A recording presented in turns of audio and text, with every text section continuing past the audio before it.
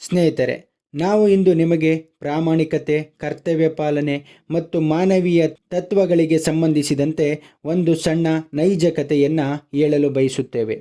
ಒಬ್ಬ ಲಾಯರ್ 46 ಜನ ನಿರಪರಾಧಿಗಳನ್ನು ಗಲ್ಲು ಶಿಕ್ಷೆಯಿಂದ ಪಾರು ಮಾಡುವುದಕ್ಕೆ ವಾದ ಮಾಡುತ್ತಿದ್ದರು.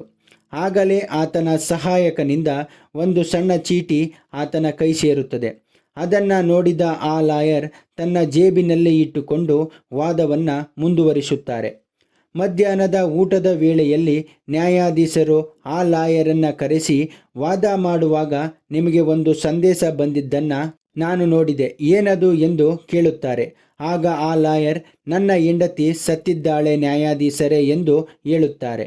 ಆಗ ನ್ಯಾಯಾಧೀಶರು ಆಶ್ಚರ್ಯ ಮತ್ತು ಆಘಾತದಿಂದ, ಇಲ್ಲೇನು ಮಾಡುತ್ತಿದ್ದೀರಾ, ಮೊದಲು ಮನೆಗೆ ಹೋಗಿ ಎಂದು ಹೇಳುತ್ತಾರೆ.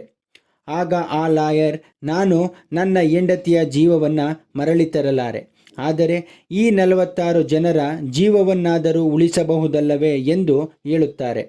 ಆ ನ್ಯಾಯಾಧೀಶರು ಒಬ್ಬ ಬ್ರಿಟಿಷ್ ಅಧಿಕಾರಿಯಾಗಿದ್ದು ಆ ಎಲ್ಲ 46 ಜನರನ್ನು ಬಿಡುಗಡೆ ಮಾಡುವಂತೆ ಆದೇಶವನ್ನು ನೀಡುತ್ತಾರೆ. ಅವರೆಲ್ಲರೂ ಸ್ವತಂತ್ರ ಹೋರಾಟಗಾರರಾಗಿರುತ್ತಾರೆ.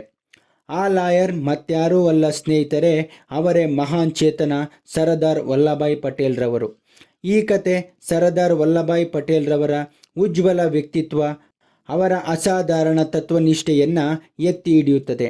ಪ್ರಾಮಾಣಿಕತೆ, ಕರ್ತವ್ಯ ಪಾಲನೆ ಮತ್ತು ಮಾನವೀಯತೆಯ ತತ್ವಗಳನ್ನು ತಿಳಿಸುತ್ತದೆ. ಹೆಚ್ಚಿನ ವಿಡಿಯೋಗಳಿಗಾಗಿ ದಯವಿಟ್ಟು ಲೈಕ್ ಮತ್ತು ಸಬ್ಸ್ಕ್ರೈಬ್ ಮಾಡುವ ಮೂಲಕ ಪ್ರೋತ್ಸಾಹಿಸಬೇಕಾಗಿ ತಮ್ಮಲ್ಲಿ ಕೇಳಿಕೊಳ್ಳುತ್ತೇವೆ. ಧನ್ಯವಾದಗಳು.